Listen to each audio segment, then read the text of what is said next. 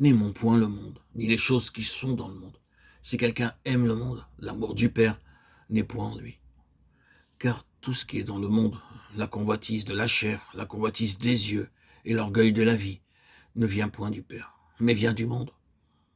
Et le monde passe, et sa convoitise aussi. Mais celui qui fait la volonté de Dieu demeure éternellement. 1 Jean 2, 15 à 17.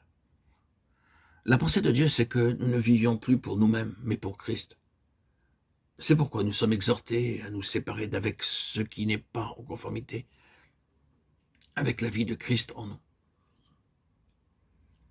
Sortez du milieu d'eux et séparez-vous, dit le Seigneur. Ne touchez pas ce qui est impur et je vous accueillerai.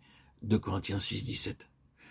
Dans l'ancienne alliance, Dieu avait ordonné au peuple d'Israël de se faire de génération en génération une frange au bord de leurs vêtements et de mettre un cordon bleu sur cette frange. Nombre 15, 38.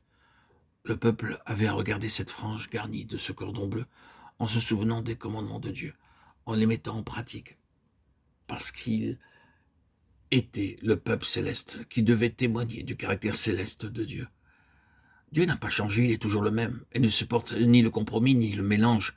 Aussi nous exhorte-t-il, ne vous conformez pas au siècle présent, Romains 12, 2. Nous savons que nous sommes de Dieu et que le monde entier est sous la puissance du malin, 1 Jean 5, 19.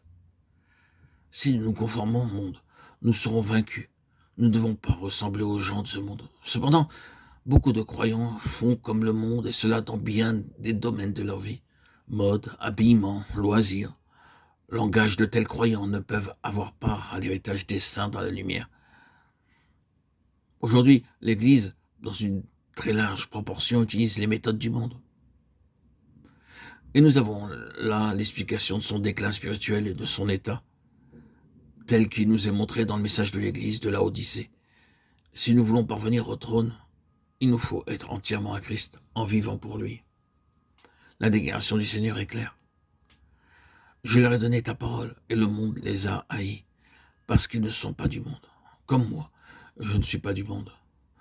Jean 17, 14. Ne vous conformez pas donc pour un monde.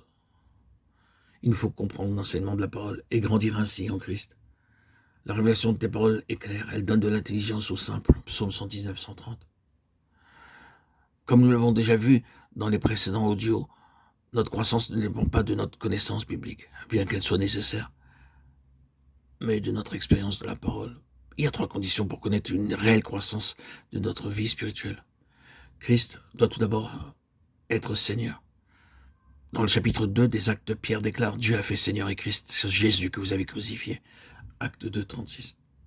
Dieu a établi son Fils Seigneur, et ce que Dieu a fait dans le ciel, nous devons aussi le faire en nous, à savoir établir Christ, le Fils de Dieu,